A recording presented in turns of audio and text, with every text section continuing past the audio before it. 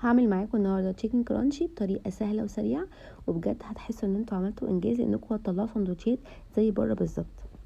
معايا هنا بقى صدور من الفراخ الكامله، غسلتها كويس جدا وصفيتها وكمان نشفتها.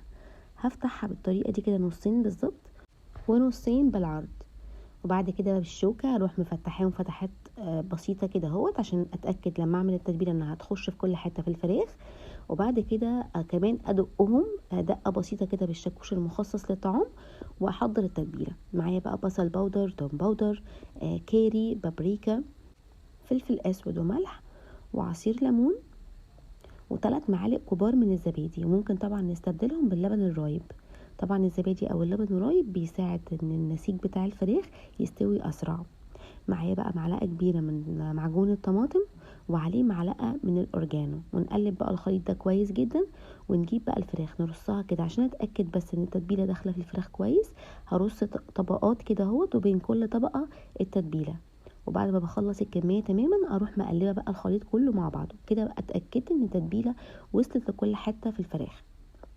بعد كده بقى هغطيهم كده بقى باسترتش راب وادخلهم التلاجة لمدة مش اقل من ساعتين. طبعا لو اكتر من ساعتين بتدينا نتيجة طبعا افضل. حطيتهم في التلاجة لمدة ساعتين وخرجتهم. هعمل بقى الكفر.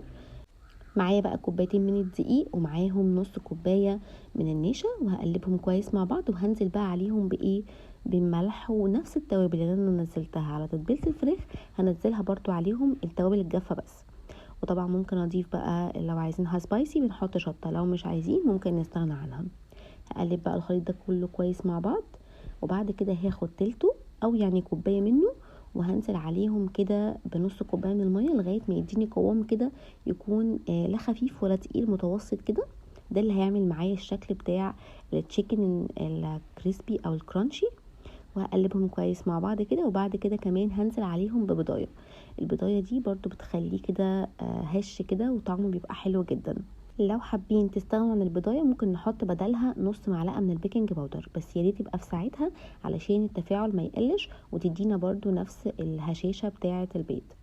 خلاص قلبنا بقى التتبيله كويس. هجيب بقى الفراخ هنزلها في الدقيق، وبعد كده انزلها في الخليط، وبعد كده ارجعها في الدقيق تاني.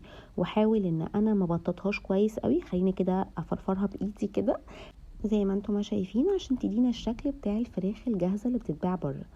بعد كده بقى في زيت ما يكونش سخن قوي ولا هادي قوي، يبقى متوسط عشان خاطر لو هو سخن قوي هياخد لون بسرعه من بره ومش هتستوي الفراخ. ولو الزيت مش سخن كويس برضو كفايه هيشرب زيت ومش هيديني برضو النتيجه اللي انا عاوزاها، فيبقى الزيت متوسط.